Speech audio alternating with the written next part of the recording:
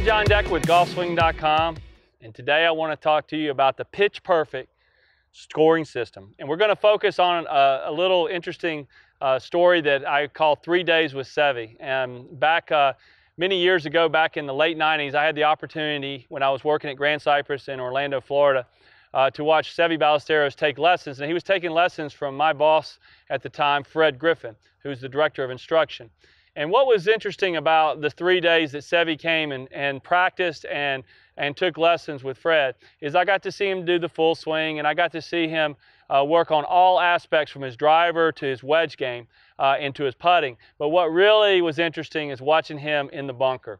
And I really started understanding what being a great bunker player was about. It was about learning how to actually, it was almost like an artist watching him set up to the ball. I was amazed at how his center of gravity, when he would step into the ball, it was like a dancer. He would step in and his body and his feet would move like this, and he was always moving around. He was never real static or rigid in everything he did. He was able to lower his center of gravity and hit 3 irons out of the bunker in a situation like this, a greenside bunker to the pin.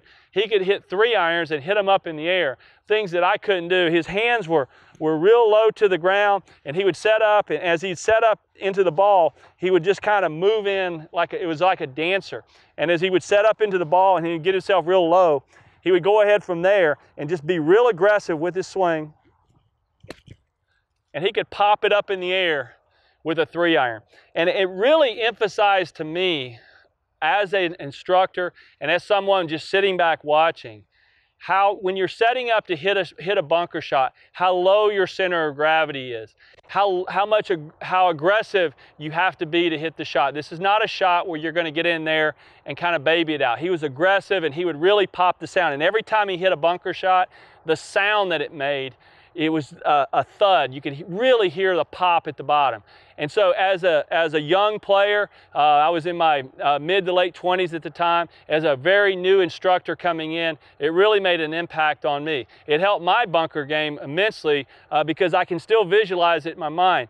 One of the things that you want to learn how to do as a player is you want to learn how to mimic. If you think about little kids, when they watch television, a lot of times they can mimic things. That skill, mimicking, is very important in learning how to be a good player. Because what you want to do is watch really elite players, like a Tiger Woods, for example, Seve Ballesteros. Pick whatever they're really good at, like Seve was fantastic at the bunker. I can still see that in my mind.